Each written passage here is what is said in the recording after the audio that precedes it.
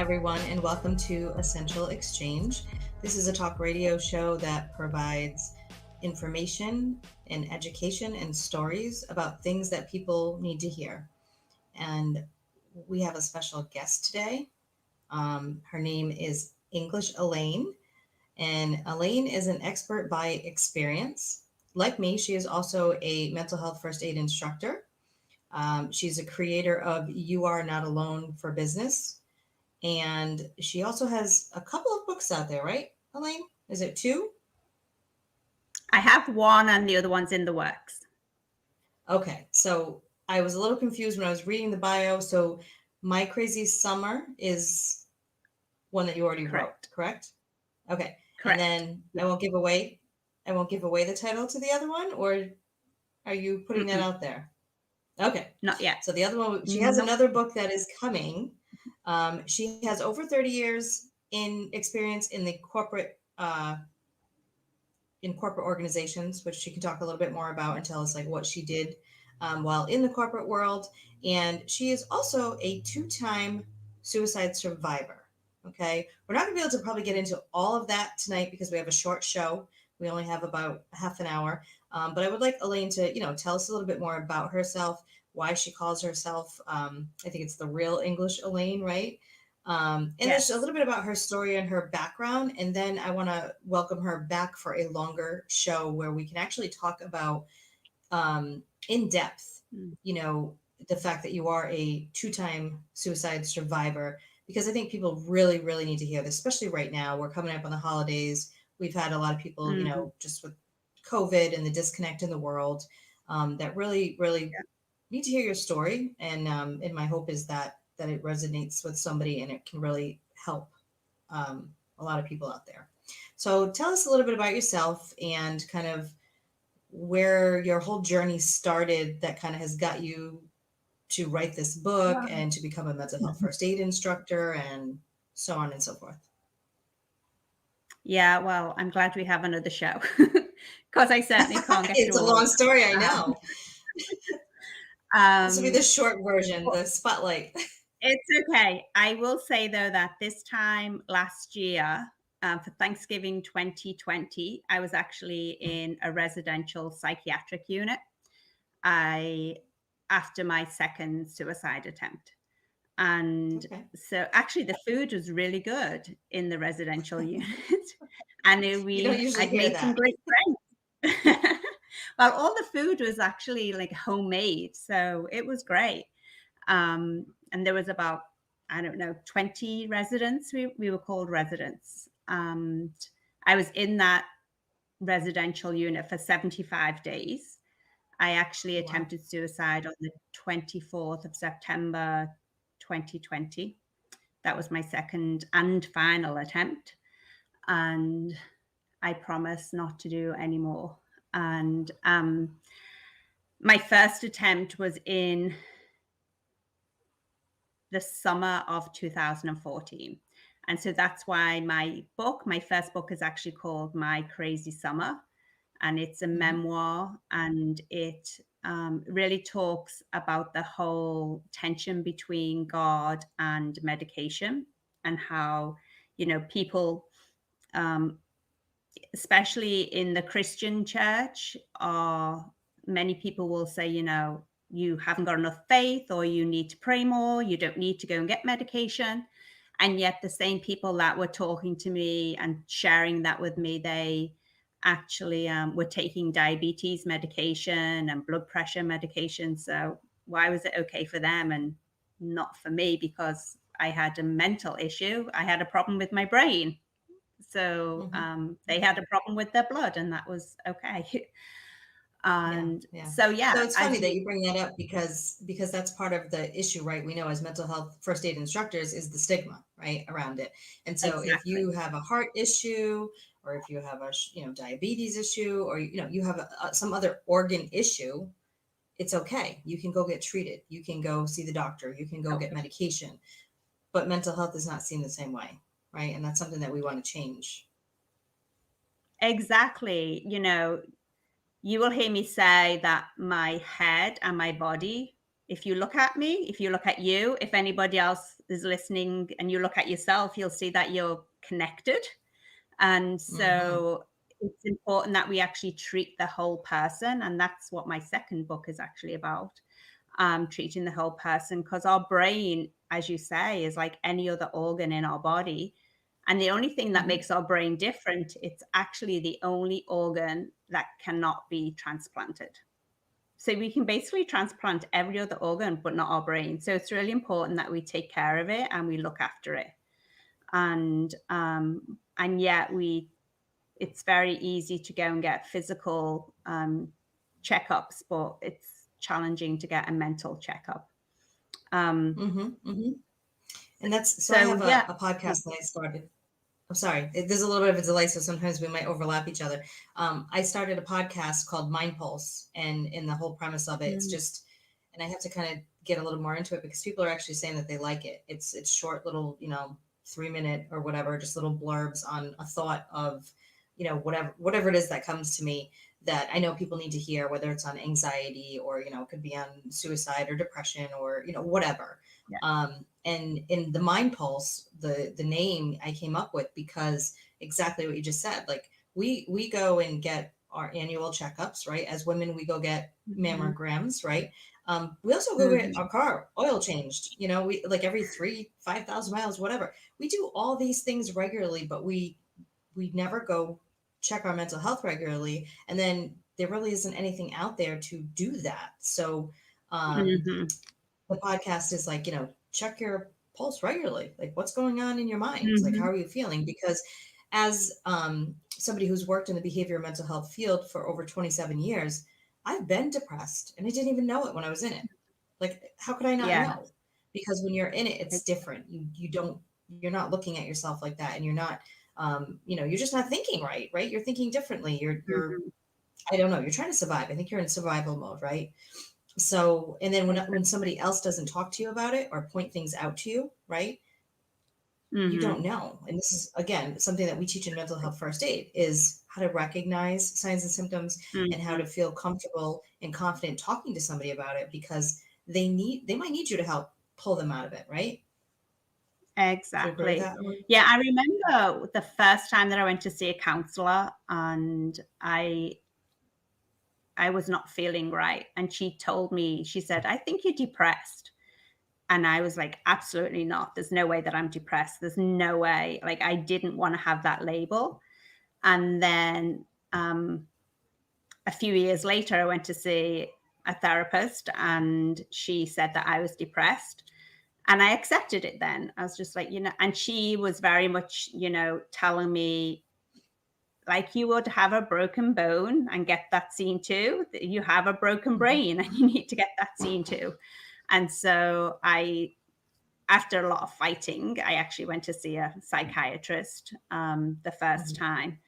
But as you said, I worked in corporate America for 30 odd years. So as a working professional, it's very stressful. And I can only mhm, imagine with COVID how much more stressful it's become, especially, as people are now working a lot more from home, which means that if they've not got any family with them, then they're isolated. And isolation is one of the worst things that you can do if you are not feeling well mentally. mhm, Because you just end up going spiraling down and you end up in that deepest, darkest place where you feel like the only choice you have is to kill yourself, which is, I will say, suicide is a permanent solution to a temporary problem.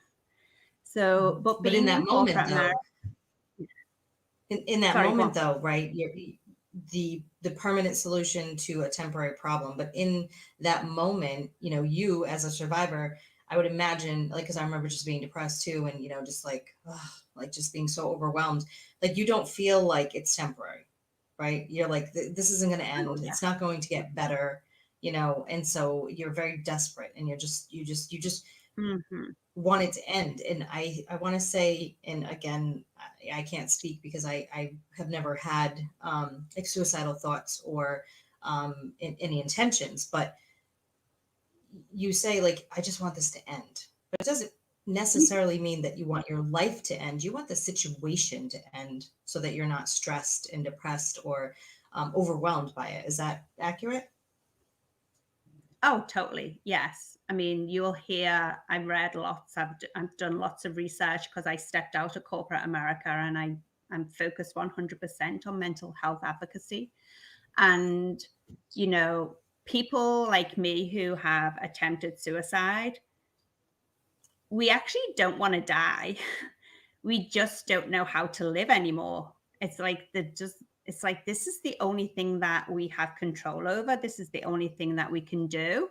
So it's like, Mhm. why not? It's like because you just don't know what else to do. Um Yeah. and in You don't my have a better second solution, attempt, right?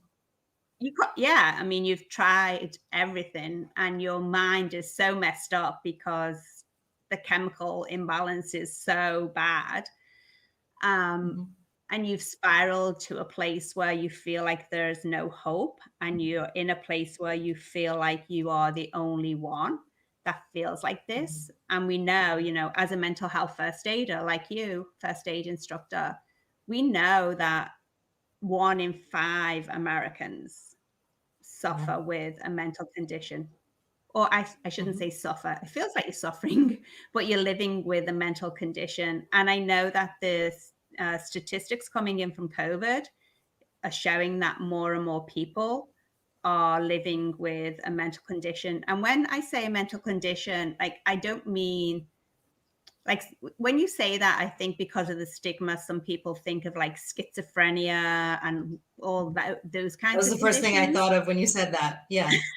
Yeah, but when you really think about anybody that's anxious, anybody that is Hmm. feeling overwhelmed, if you have that feeling for more than 2 weeks, so only 2 weeks, but if you've had that feeling and you feel like it's really impacting the way that you live, and the way that you interact with people and the way that you love, the way that you learn, if it's impacting like just your daily business, then you've got a problem.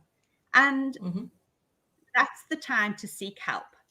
And so, given that, more than 30 million people in America have a mental health condition, there's lots of help out there, even like just going to your doctor, just because many times you don't need medication. Many Hmm. times you just might need to go and see a therapist and like Hmm. talk it through. And that's all that you might need. So I think one of the things also that people fear is the medication. Hmm. And I think that's because that's attached to the stigma. So, Yes. but yeah, why is it okay to have diabetes? I mean, I actually Hmm. have hypothyroidism, so I take thyroid medication. And I'm okay saying I take my thyroid medication, and I'm okay now saying I take depression medication. I was diagnosed and I live with major depressive disorder and generalized anxiety disorder. And so I Hmm. take medication for that.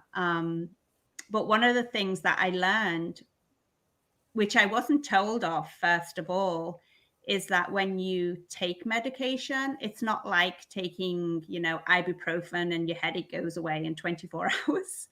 It takes like 6 to 8 weeks to kick in because your body's Hmm. got to, like your mind and your brain has got to work with all those chemicals.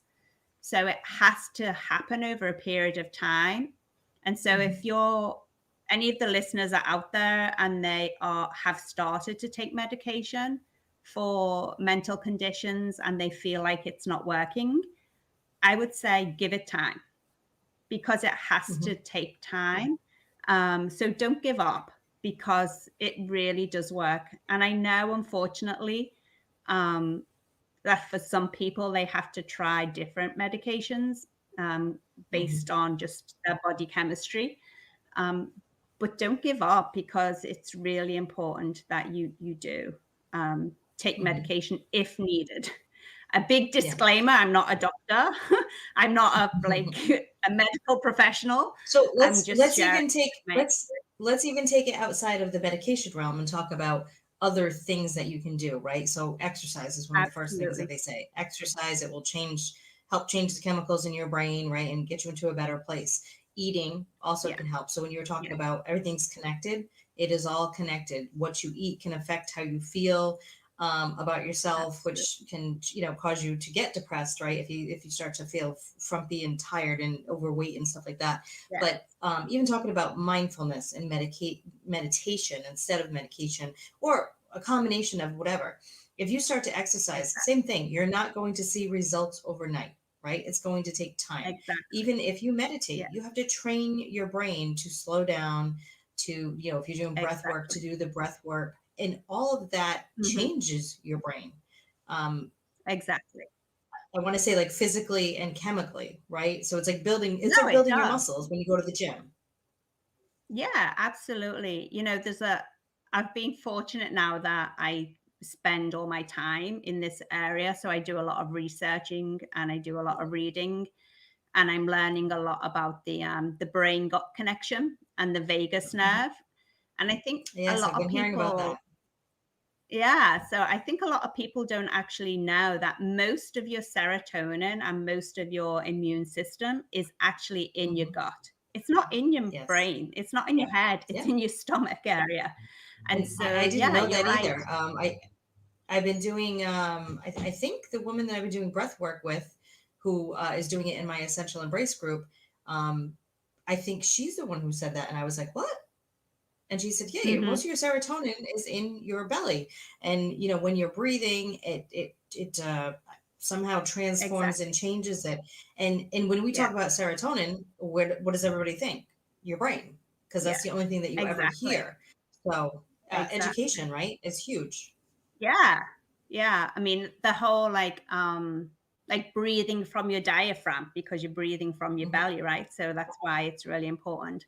So you're right. I mean, we are all connected. And so the Hmm. fact that you have to look at the whole person, which is really what my next book is all about, it's educating people. It's actually talking about my second suicide attempt because I could not believe that I would even have attempted once. So to have attempted twice was truly unbelievable. And I'm a person of faith, and I believe that was God just like telling me, hey, I want you to spend your time on mental health advocacy.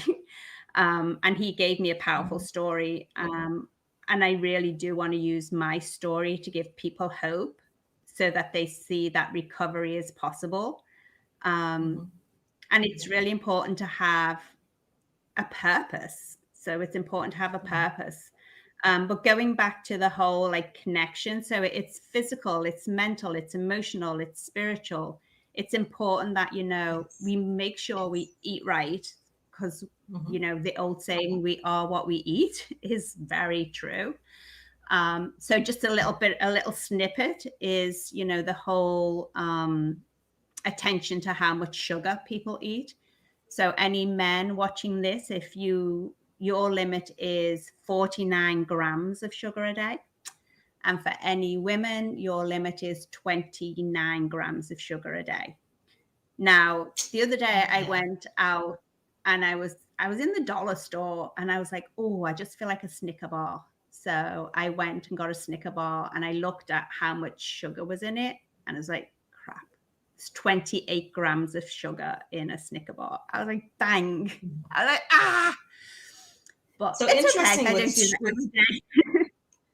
but interesting with sugar, right? Like I've always said, I don't have an addictive personality. Um, People in my family, definitely,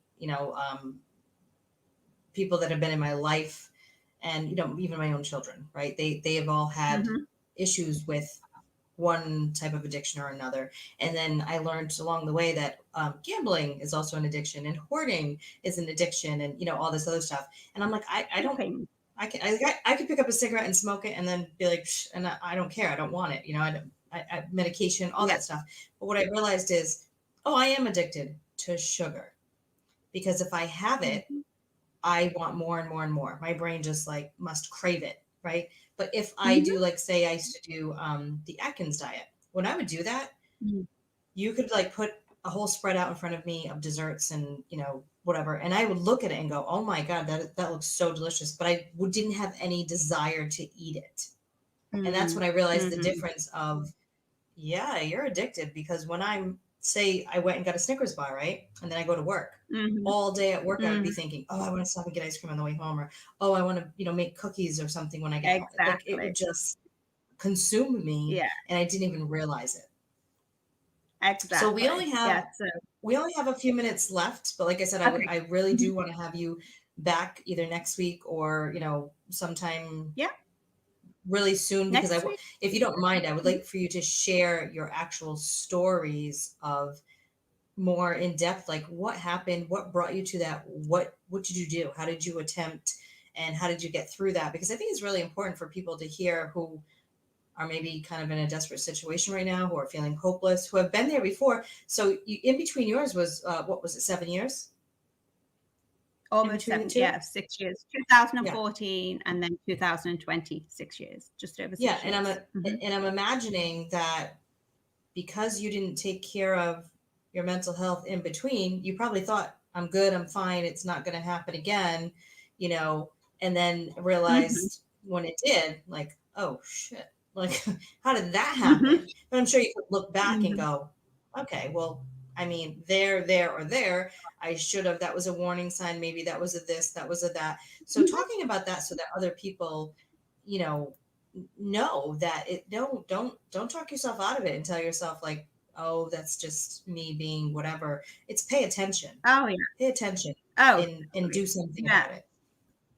absolutely. Because yeah, I mean, as I said, I never thought that I would attempt once, never mind twice. And so I'd be more than Right. happy to share with you more in depth about that. And I also want to share again to any listeners out there, anybody watching, that if you feel like you've not been able to cope with life for more than 2 weeks, then please go and get help. It's okay. Like, you're not alone. It's like, Mhm. people are talking about mental health now, so there's no Thank shame God. associated. It's okay. Yeah. Mhm. The only Yeah. good thing out of COVID, right?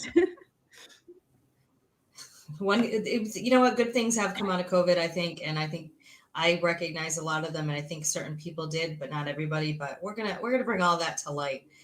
So, and you talked about the Christian thing, right? I actually struggle with that a lot because I don't like medication for lots of reasons. One, that all my family did nothing but take all kinds of pills and things like that. So I kind of always just didn't I didn't want any part of Yeah, that. And I have struggled many times with, well, you're supposed to have faith and you're supposed to believe. And, even like right now, I don't have income because I don't have a job because of the vaccination, right? mhm, And I'm just sitting back and believing that, what I'm doing right here, right now, and the people that I'm meeting and I'm connecting with and the things that are happening exactly, is God working, right? And I do totally. have faith and know that it's going to be okay. Um, Yeah, but like with the medication thing and everything else, yeah, you go back and forth. Like, am I supposed to be doing something? Am I supposed to just have faith and pray? I feel like the answer is both, right? A little it bit of is, both. and I have a great Yeah. story that I will share next time with you about that. Yes, awesome. So tell us Yeah. how to find you, maybe how to find your book, or if you have like a website or something Oh, that you want to direct people to. yeah, I have a website, and so my website is obviously www. It's the realenglishelaine.com. So the real English English Elaine Elaine.com. The realenglishelaine.com, And because why I'm do you call from yourself England. that? Okay, so Well, I'm from that's the England, story behind the name. and then I also I am real, right? So part of my recovery is saying, this is who I am. I'm not trying to be anybody else. I'm just being authentic and I'm being real. And you might like it and you might not. And that's okay. I'm fully confident in myself and who I am now, that I'm just like, hey, if you like me, great. And if you don't, that's not my problem. It's yours. Um, Yeah. Well, but it's nobody's for kind of everybody, like, right, Elaine? ex- No, nobody's for exactly. And you know everybody, what? right? exactly. And in when I was in corporate America, a lot of people have come out and shared with me their stories since I've been more open and transparent. And when you're in the corporate world, a lot of times you're trying to be somebody who you're not. You're trying to like live up to some false expectation of what you need to look like and act like and talk like when you're in corporate America. Um, and that's so stressful, trying to be somebody who you're not, trying to wear that Yeah. mask of, oh, I'm going to be this person at work and then this person at Mhm. home. And so that's what the Yeah. real is all about. Nice. I like it. I I am who like I it. am. Well, thank Mhm. you. Thank you so much for coming. And like I said, it You're was a welcome. short show, but this is good because people got to hear a little bit of your story, and hopefully that will entice them to come back and hear your real story in depth. I know I am excited Mhm. and I can't wait to hear it. So we'll talk about that when we get off air. But for everybody out there, thank you for coming and listening. And this is live stream, but it will also be, posted elsewhere for other people to see. And we hope to see you all again next week. Take care. Thank you.